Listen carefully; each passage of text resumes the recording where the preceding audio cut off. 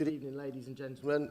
My name is Stephen Dunn, Managing Director of Savvy Group, and we're here today to talk to you about the key principles of business. Oh, sorry. What are you looking for? Savvy Group consists of Savvy Group consists of Savvy Construction and Savvy Maintenance and Renovations. Before I go any further, we'll just say, like I did last time, we're a lot better at construction than we are at speeches, so don't judge us on this. Picking up a lot of tips today, so. Yeah. John Pert is in the middle there, the good-looking fella. He heads up Savvy Construction alongside myself on projects between 1 and 6 million, with contracts ranging from college projects, listed buildings, housing developments, offices and schools. David Dunn is top right and runs Savvy Maintenance and Renovations with me on projects up to £1 million, which looks after maintenance, measured term contracts and renovation projects to a certain size. I'm top left and running day-to-day duties across both businesses, taking care of business development, running projects, staff, and basically picking up all the day-to-day issues.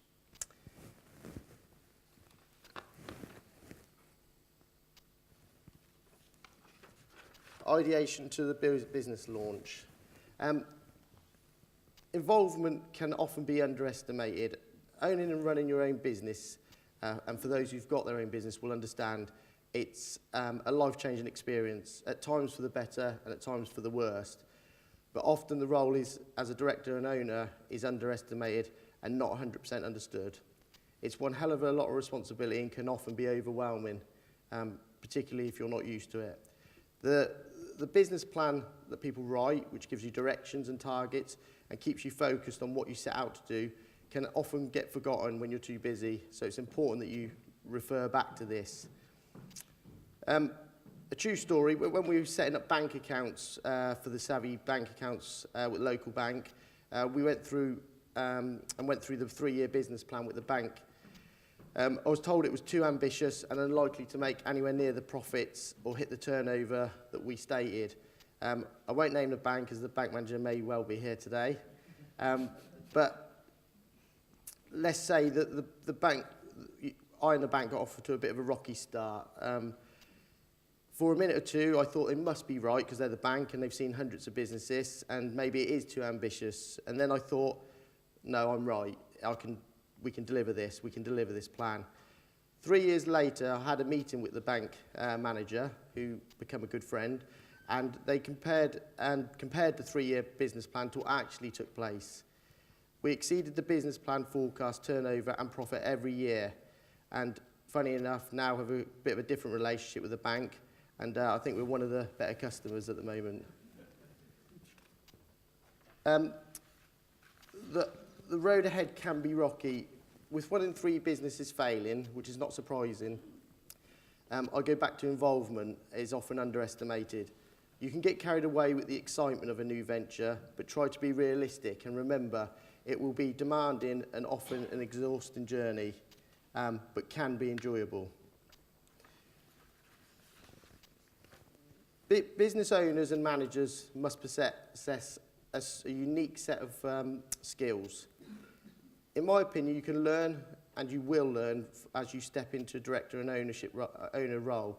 You can take advice in many aspects from accountancies to HR, but some skills are far more difficult to learn, and hence why it's better to have certain skills as your core strengths. One of the big ones will probably be 100% belief in your own ability to deliver a business plan and the plan that you've got to deliver this business.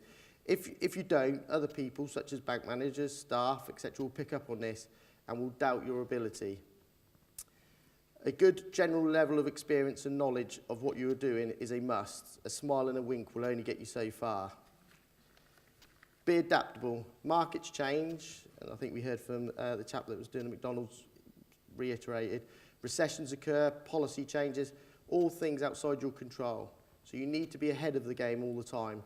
And remember, the buck stops with you. There's nowhere else to go. You're the one that's driving it. Probably most importantly, you will need to be able to spot an opportunity. Some call it entrepreneurialism. You will know if you've got this skill. Where others see a brick wall when you're looking at a problem, you will naturally see a route through and an opportunity to turn a nothing into something amazing. Most of the best business we do comes from this trait. There's many examples, but we feel that that is probably one of our best ones. Where other people see problems, we see opportunity. Multifaceted rewards. In most cases, the benefits of owning your own business are not obvious, and certainly not at the beginning. I would estimate it's probably 5 years before you see any real benefit to owning your own business. You'll work long hours for less money at times. You'll carry a lot of stress and worry for many years before you see any benefit. In some cases, it never occurs. Hence why possessing certain skills are important, and the resilience not to give up. Some call it stubborn, but either way, if you have this ability, you won't know how to give up. Almost being relentless and putting 100% effort in all the time. Don't spend time worrying about what you haven't benefited, just 100% confidence in one day that you will benefit in some way. There are a lot of buzzwords that you'll hear when people discuss starting a business, but there's a lot more to it than just words. Vision. See your idea as a business and a brand and what form it will take. Focus. To make the idea happen and to continue it to the next stage of success when launched. Discipline. To put the long productive hours to get the business off the ground and then maintain it. Determination. You almost have to be relentless when you get knocked back, and you will do time and time again. You have to get up, dust yourself off and keep trying. Don't dwell on failures and never give up. There's no book that will teach you what you will really endure as a business owner, nor what you will feel.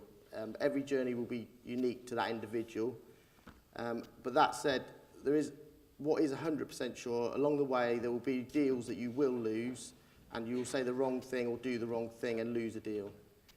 At this stage, you have two options. You dwell on it and ask for feedback from the client as to why you lost the deal, and turn a negative into a positive situation and learn from it for next time. If you do this, and you can do this time and time again, someday you will end up being an expert at it, and we'll see how experience pays dividends.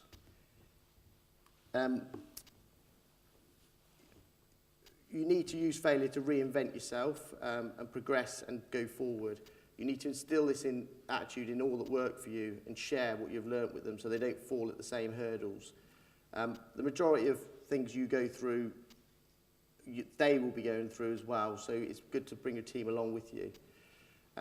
You've got to have hard work and guts to make a success and a business survive. Learning through failure and improving is just part of the course, unfortunately.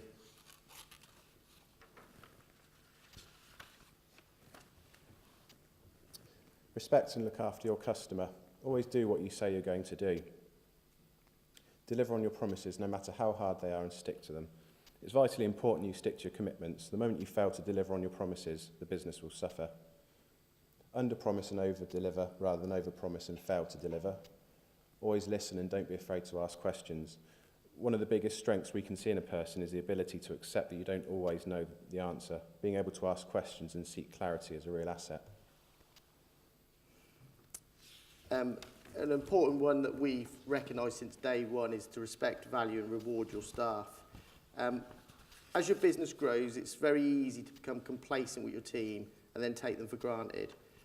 But it is important to remember what made you great in the first place and who helped you to get there. You need to be able to relate to your staff and let them know that they have done a great job. And this can be anything from a thank you, you've done a great job, lunch and take the time to be with them and speak to them, or a bonus.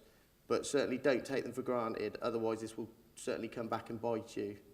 Importantly, listen to them or they will stop speaking to you, as it will just become a blank canvas and not action and anything they're telling you. Strive to be number one in your field. Don't be afraid to take on big companies. Aim high and never believe yourself to be of a lesser capability than larger or longer established companies. Always believe you have the chance of success. The moment you lose faith in your business, it will fail. Ensure you have a strong point of difference in the marketplace. Having a unique selling point will win you business. understand the market and the clients and always deliver on timescales, budgets, quality and flexibility. Learn from your competitors, from their mistakes, and use them to propel your own business.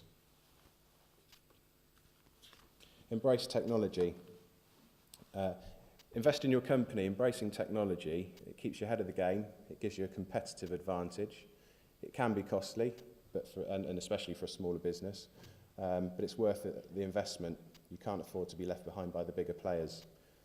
In an age where demand is such that everybody wants instant solutions and answers, lagging behind in technology will push you behind your competitors. There are systems, products and software packages that will improve your performance and streamline your business.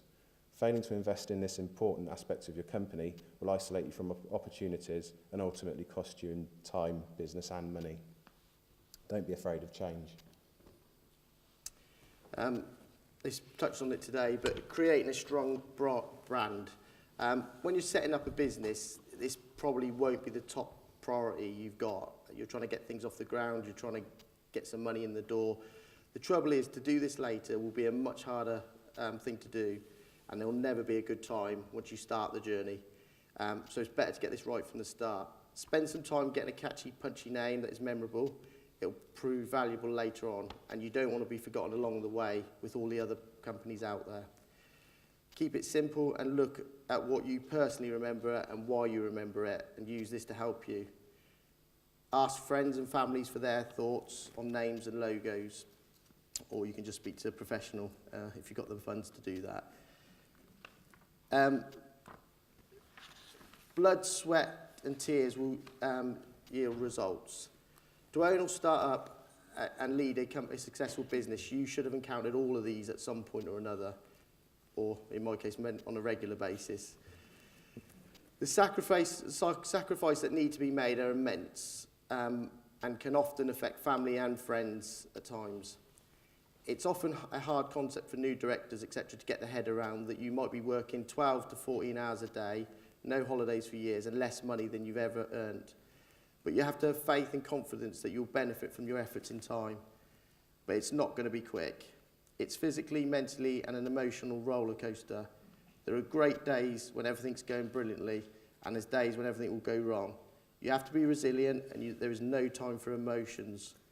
You have to be driven, you have to bust a gut, and you have to go over and above for your clients and to help them.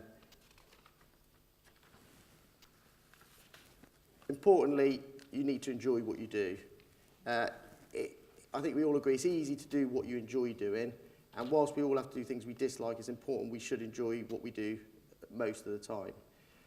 Some of us spend 8 to 12 hours a day at work, and to do that day in, day out and not enjoy it would feel exhausting, and it will be obvious to others there's no passion.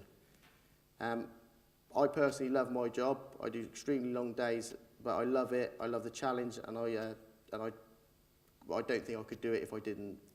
As directors and managing directors, we will always have to do things outside our comfort zone. Take for example, today. This is not something that we've trained for, nor, believe it or not, very good at. But we are the face of the business, and we have to step up and get on with it, almost like nearly every other challenge you'll come across as an owner or director of a company. There's no point complaining or saying it's not for me. It's a job and it's got to be done, and you need to get on with it, as many of the director duties will show. Find time to de-stress. Well, we're still working on that one. Yeah. Thank you and good night.